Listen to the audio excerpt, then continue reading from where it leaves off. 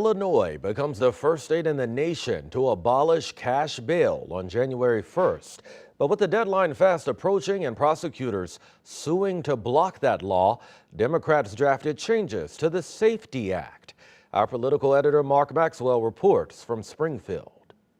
We needed to add more details. Democrats went back to the drawing board to clarify confusion in a new law abolishing cash bail before a New Year's Day deadline. Literally on December 31st at 11:59 on New Year's Eve, and 1 minute later, a brand new law goes live and we will have a new system. An Illinois court is scheduled to hear arguments from state's attorneys next week after they sued to block that law from taking effect. Part of the amendment here is trying to address issues in the lawsuits. John Curran is the newly elected Senate Republican leader. Would you characterize this as an improved bill?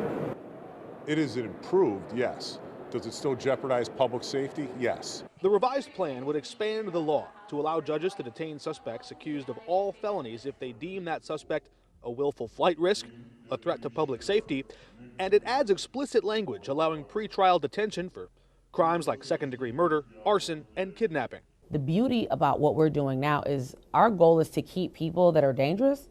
They'll remain locked up and they won't have a bail. Peoria Democrat Jahan Gordon Booth says the new system will close a current loophole in public safety policy and crack down on violent offenders or domestic abusers. You could commit a heinous crime and be given a bail, say on Christmas Day, but on January 1, there will be no more bail. Still, Curran, a former prosecutor, wants to expand that list to include a broader range of nonviolent drug-related crimes. We are limiting the discretion of judges.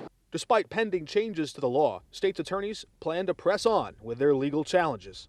But the issues will still be ripe for the court and ultimately the Supreme Court to decide. A push to advance the bill in the Senate stalled briefly, leaving just one day, Thursday, the last day on the calendar this year for the House and Senate, both chambers, to debate and pass a revised version to Governor Pritzker's desk. Reporting in Springfield, Mark Maxwell, 5 on your side.